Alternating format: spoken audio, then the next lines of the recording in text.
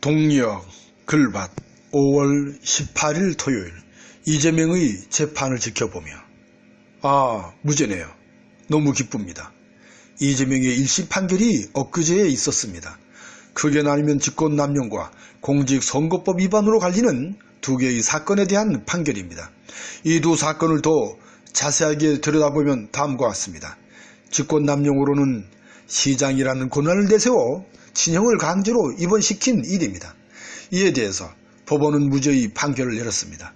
또한 공직선거법 위반은 지방선거에서 공직선거법을 위반한 일입니다. 허위사실을 퍼뜨렸다는 것이죠. 검사를 사칭하지 않았다고 말을 한 것입니다.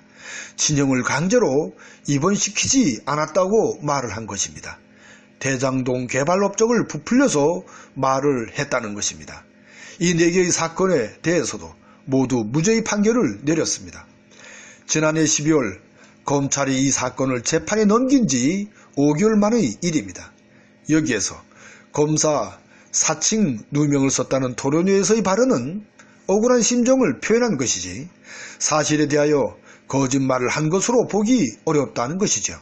또한 친형을 강제 입원시키려는 시도가 없었다는 발언에 대해서도 구체적이지 않을 뿐만이 아니라 사실관계에 대한 말로 보기 어렵다는 것입니다. 여기에는 직권남용에 대한 무죄도 그 영향을 미친 것으로 보입니다.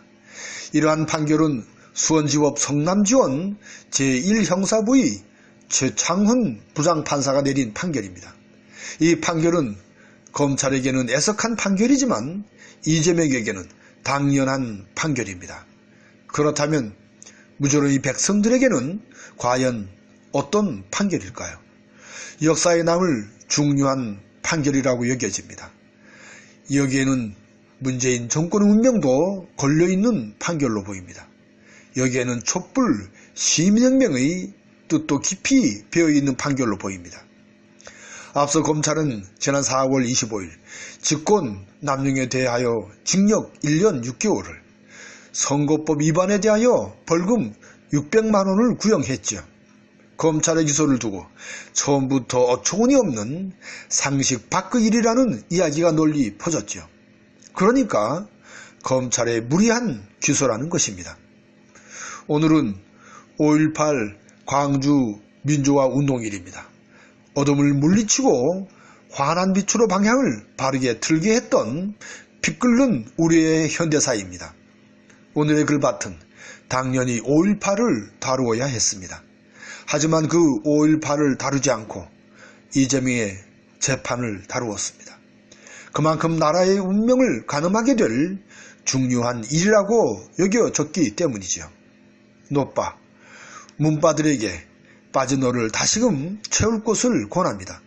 문재인 정권이 나라다운 나라의 기초를 닦는데 그 밑거름이 되기를 간절히 빌 뿐입니다. 토요일 새벽을 느릅내에서 이렇게 열어갑니다. 오늘도 고맙습니다.